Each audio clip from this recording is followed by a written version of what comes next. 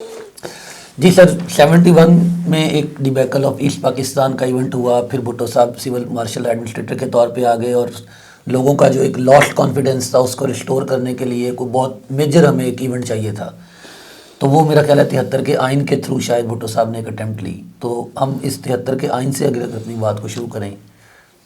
دیکھیے، ہم سرزمین بے آئین تھے 1971 میں، تو اپریل 72 میں جو ہے کبوری آئین منظور کیا گیا.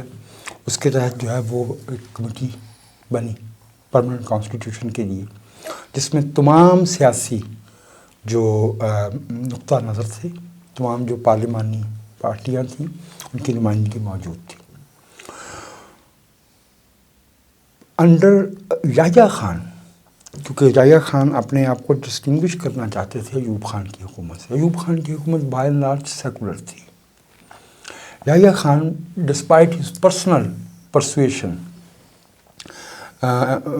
نے ایک مذہبی رنگ بہت سٹرانگ، جس میں بہت زیادہ ہاتھ جو ہے وہ ان کے وزیر اطلاعات شیر علی خان پھٹوتی کا تھا، جو بنیادی طور پہ عوامی لیگ ایسٹ پاکستان میں اور پیپلز پارٹی ویسٹ پاکستان میں، ان کی جو سیکولر پولیٹیکل اسٹرینتھ تھی، اس کے سامنے رکاوٹ کھڑی کرنے کے لیے وہ ایک مذہبی جو طبقہ تھا اس کو سپورٹ کرتے تھے. اب میں اس کے واقعات میں نہیں جانا چاہتا، لیکن یہ ایک حقیقت ہے کہ جب 1973 میں کانسٹیٹیوشن میکنگ 1972 میں انفیکٹ جب شروع ہوئی، تو بھٹو صاحب کے سامنے چوائس کیا تھی؟ ایک ایسا آئینی سمجھوتا جس میں ملک کے اندر موجود آراء جو ہیں انہیں نمائندگی مل جائے، یا اپنی رائے ٹھونس دی جائے اکثریت کے بار پہ. اس وقت تک بھٹو صاحب کی اکثریت کافی ہو چکی تھی، 81 سے بڑھ کے وہ 100 سے زیادہ نشستیں ان کے پاس آ چکی تھی، وہ کر سکتے تھے. لیکن یہ کوئی عقل مندانہ مدبرانہ کام نہ ہوتا، اور اس کا کریڈٹ صرف بھٹو صاحب کو نہیں دینا چاہیے. اس کا کریڈٹ جو ہے وہ پاکستان کی دوسری جو اس وقت کی حزب اختلاف تھی اس کو بھی دینا چاہیے. بالکل انہوں نے بھی سپیس دی. یہ پاکستان کے پرو ڈیموکریسی اسکول آف تھاٹ اور جو مذہبی اسکول آف تھاٹ تھا، اس میں ایک آئینی سمجھوتا تھا، ایک کنسنسس ہوا، اور یہ 1973 کا آئین منظور ہوا. یہ پارلیمانی، اس میں جو ہے وہ جو فیڈریشن کی اکائیاں ہیں انہیں تسلیم کیا گیا، اور یہ اس وقت کہا گیا کہ 3 اسمبلیاں یا 10 برس کے اندر یہ جو ڈائیارکی ہے، یہ جو کنکرنٹ لسٹ ہے محکموں کی، یہ ختم کر دی جائے گی. یہ صوبوں کو اختیارات منتقل کر دیے جائیں گے. یہ بہت بڑا وعدہ تھا. بھٹو صاحب سے جو غلطیاں ہوئیں ان میں سے ایک یہ تھی کہ انہوں نے آئین بننے کے بعد خود اس کا احترام نہیں کیا. آئین میں جو سب سے بنیادی چیز ہے وہ ہمارے نظر میں اس ملک کے شہری ہیں، جنہیں اس ملک کے آئین میں کہا گیا کہ آپ نے ملک سے وفادار رہنا ہے اور آئین کی پاسداری کرنا ہے. ہم ملک کے وفادار ہیں، آئین کی پاسداری کرتے ہیں. اس آئین میں جو ہمارے حقوق دیے گئے ہیں، بھٹو صاحب نے آئین منظور ہونے کے 1 دن بعد انہیں سسپینڈ کر دیا. اور بھٹو صاحب نے ان 4 برس میں جب تک وہ وزیر اعظم رہے، 5 جولائی 1970 تک 7 ترامیم کی آئین میں. موسٹلی جو ہے وہ انڈر ڈیورس تھی، وہ مسلط کی گئی تھی، اس میں بلڈوز کیا گیا تھا حزب اختلاف کو، اس کے نقطہ نظر کو. اس کے باوجود یہ آئین جو ہے یہ ہمارے لیے اس لحاظ سے بہت قیمتی ہے کہ یہ ان خاص حالات میں جو 1972 اور 73 میں موجود تھے اس ملک میں، یہ آئین جو ہے یہ ڈیبیٹ ہو کے یہ آئینی سمجھوتا ہو گیا. پاکستان افورڈ نہیں کرتا کہ 73 کے آئین کو سے جو ہے وہ کو ایبروگیٹ کیا جائے یا اس کی جگہ پہ کوئی دوسرا آئین لانے کی کوشش کی جائے. یہ کوشش اب کامیاب نہیں ہو پائے گی. یہی وجہ ہے کہ 1977 میں ضیاء الحق صاحب نے آئین کو منسوخ نہیں کیا، جو اس وقت کے ہمارے چیف جسٹس صاحب تھے، ان کے مشورے سے انہوں نے کہا کہ اس کو معطل کیا گیا ہے. اور انہوں نے 1985 میں چونکہ جسٹس سلمان الحق نے بیگم نصرت بھٹو کیس میں ضیاء الحق صاحب کو لکھے ہوئے فیصلے میں اپنے ہاتھ سے یہ اختیار بھی لکھ کے دے دیا تھا کہ وہ آئین میں ترمیم بھی کر سکتے ہیں، تو ضیاء الحق صاحب نے جو کہ ایک فوجی صدر تھے اور ناگزیر طور پہ اپنی صدارت کا وہ تسلسل چاہتے تھے، انہیں صدارتی نظام ہی سیوٹ کرتا تھا، انہیں پارلیمانی نظام سیوٹ نہیں کرتا تھا، انہوں نے 100 سے زیادہ ترامیم ایک ہی صدارتی حکم کے تحت 8th امینڈمنٹ کے تھرو لے 8th امینڈمنٹ بعد میں ہوئے اور اس ترمیم کو جب پارلیمنٹ میں لایا گیا، ضیاء الحق وہ ترامیم ایک صدارتی حکم کے ذریعے نافذ کر چکے تھے، سب سے پہلے ہی وہ امپوز کر چکے تھے، اس پہ پھر ڈیبیٹ ہوئی ہے قومی اسمبلی میں اور لمبی چوڑی ڈیبیٹ ہوئی ہے، مہینوں چلتی رہی ہے، اور اس میں ظاہر ہے کہ سیاستدانوں نے چھوٹی موٹی جو ہے وہ تبدیلیاں کروانے کی کوشش کی، لیکن ضیاء الحق جو ہے وہ انہوں نے بڑی حد تک ملک کے آئین کو صدارتی کر دیا، اور اس میں سب سے بڑی جو اس کے پاس کلاس تھی وہ 58(2)B تھی، جس کے تحت صدر جو ہے وہ اسمبلیاں توڑ سکتا تھا اور صدر وزیر اعظم کو گھر بھیج سکتا تھا۔ یہ وہ کلاس تھی جس کے تحت 29 مئی کو ضیاء الحق نے جنیجو کو گھر بھیجا، 6 اگست 90 کو غلام اسحاق خان نے بینظیر بھٹو کو گھر بھیجا، جس کے ذریعے اپریل 93 میں غلام اسحاق خان نے نواز شریف کو گھر بھیجنے کی کوشش کی، جس کے ذریعے جو ہے فاروق لغاری نے بینظیر بھٹو کو گھر بھیجا۔ اس ترمیم کو یہ جو 58(2)B جو کلاس تھی، اس کو فروری 97 میں جب برسر اقتدار آئے نواز شریف، تو انہوں نے بینظیر بھٹو کے ساتھ ایک سمجھوتے کے ذریعے اس کو ختم کیا۔ یہ ایک صدمہ تھا اسٹیبلشمنٹ کے لیے کہ جب وہ اختیار اسمبلی کو توڑنے کا وہ ان کے ہاتھ سے نکل گیا تو انہیں اکتوبر 99 میں مارشل لاء لگانا پڑا۔ شاید وہ ہوتا تو دوبارہ سے شاید اسی کے وہ اسی کے ذریعے ہوتا کہ وہ گھر بھیج دیا جاتا، کیونکہ وہ تو معاملات 99 کے معاملات بالکل بگڑ گئے تھے۔ جب 12 اکتوبر 99 کو پرویز مشرف صاحب نے اس ملک پہ قبضہ کیا تو انہوں نے بھی ایک تو مارشل لاء کا اعلان نہیں کیا۔ اب یہ ڈیولپمنٹس چلی آ رہی ہیں، ایوب اور یحییٰ نے آئین منسوخ کیے تھے، ضیاء الحق نے آئین کو معطل کیا تھا اور مارشل لاء کا اعلان کیا تھا۔ پرویز مشرف تک آتے آتے صورتحال یہاں تک بدلی کہ انہوں نے مارشل لاء کا بھی اعلان فارملی نہیں کیا، مارشل لاء ہی تو تھا، بالکل مارشل لاء تھا، چیف ایگزیکٹو کون سا عہدہ ہوتا ہے، اور کس اختیار کے تحت سپریم کورٹ نے انہیں 3 برس دیے؟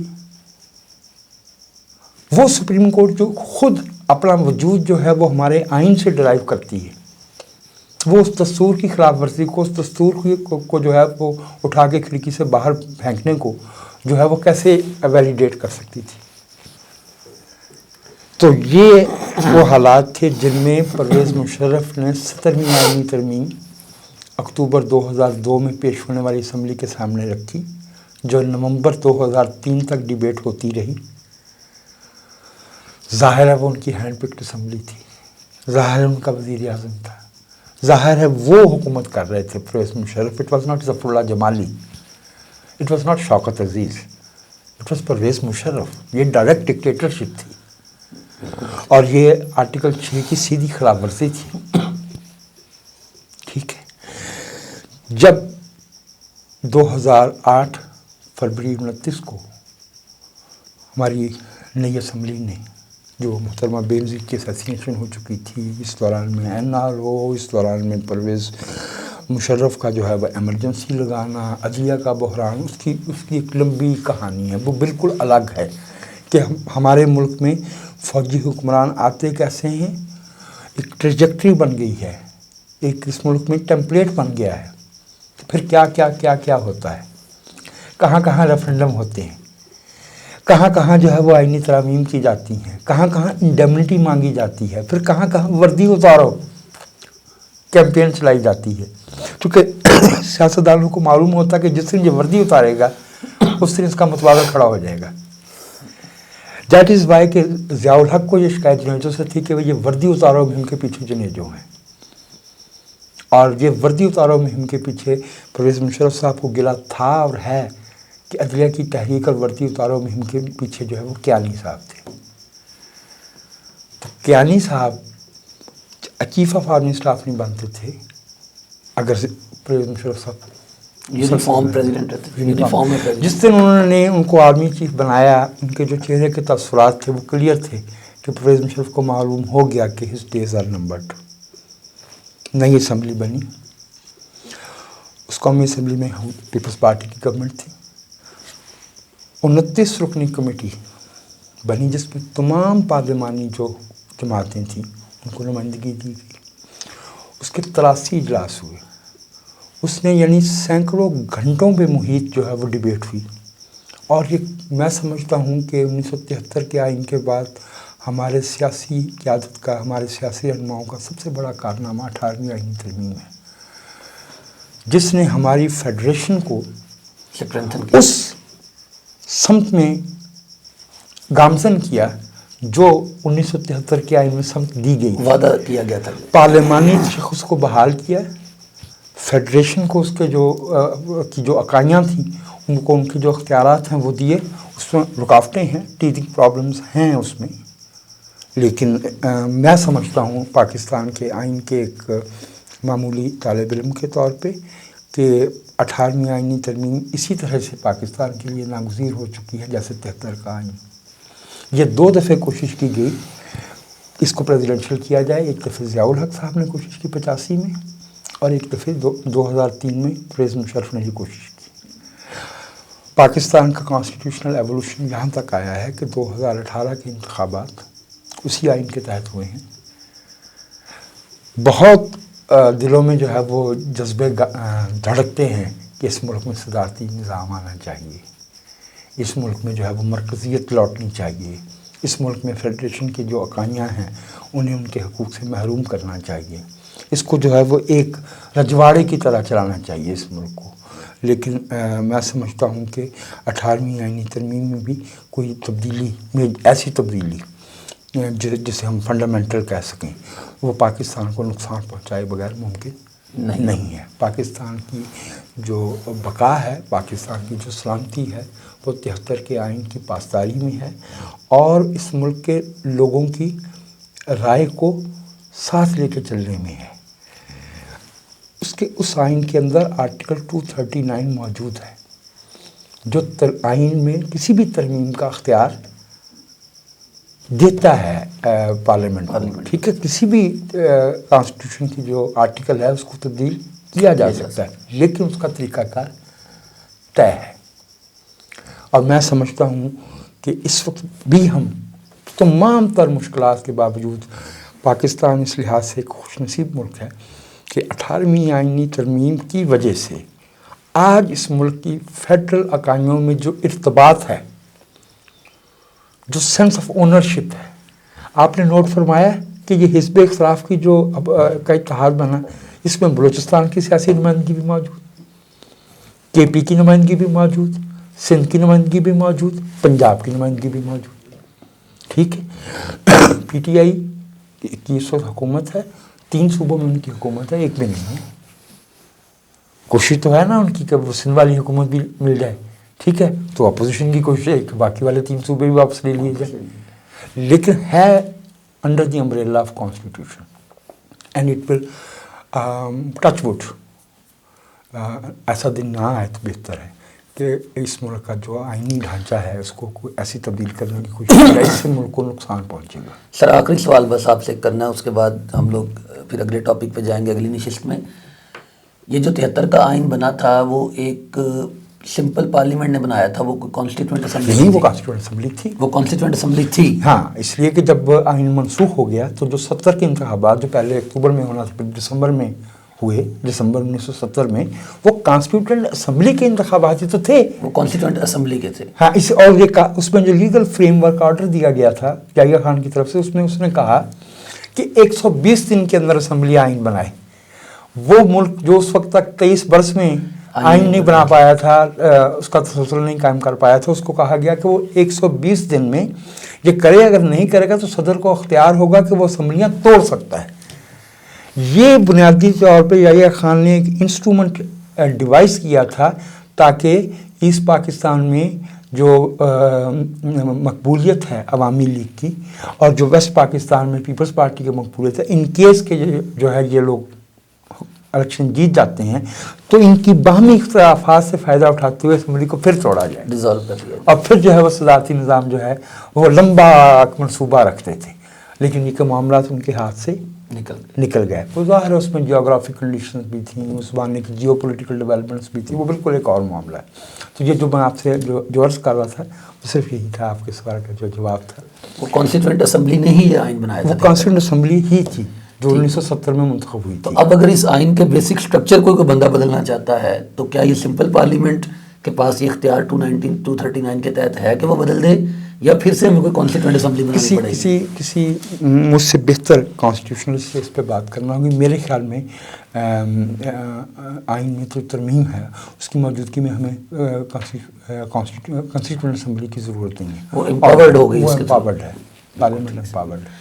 سر آخری سوال بس، اس کے بعد پھر یہ ہم کیونکہ بات یہ ہے نا کہ موجودہ کانسٹیٹیوشن کو ہٹایا جائے گا تو نئی کانسٹیٹیوشن اسمبلی بنے گی نا۔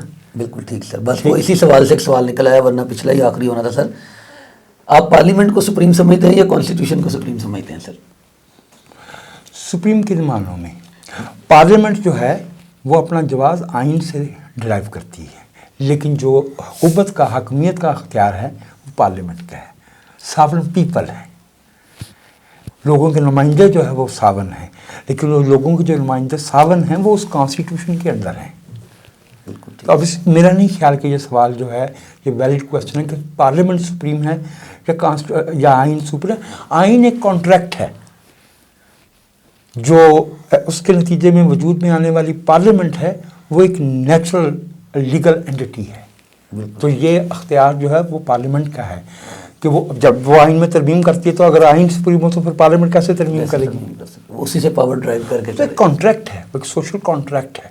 بالکل سر، شکریہ۔ آج کی ہم اس نشست کو آج برخاست کرتے ہیں آپ کی اجازت سے، اور اگلی دفعہ پھر ایک نئے موضوع کے ساتھ آئیں گے آپ کے ساتھ۔ ایسا کہہ لیجئے کہ اس کو اگلی دفعہ تک کے لیے ہم التوا میں بھیجیں۔ یہ برخاست کرنے کا لفظ ہماری آئینی ڈیولپمنٹ میں بہت اس نے قیامتیں برپا کر رکھی تو برخاست نہ کیجیے۔ آج کی نشست کو ہم یہاں پہ ملتوی کرتے ہیں اور اگلی نشست میں آپ سے ملاقات ہوگی۔ تھینک یو ویری مچ سر، اب